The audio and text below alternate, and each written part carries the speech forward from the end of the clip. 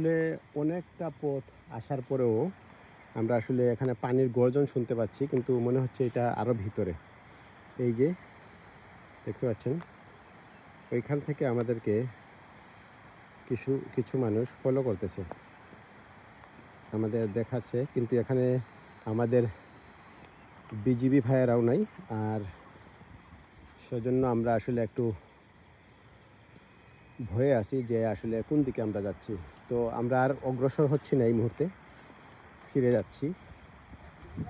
দুঃখের সাথে জানাচ্ছি যে আমরা হয়তোবা আমাদের কাঙ্ক্ষিত সেই ঝর্ণা হয়তোবা আরও ভিতরে রয়েছে, আমরা সেটি দেখতে পেলাম না।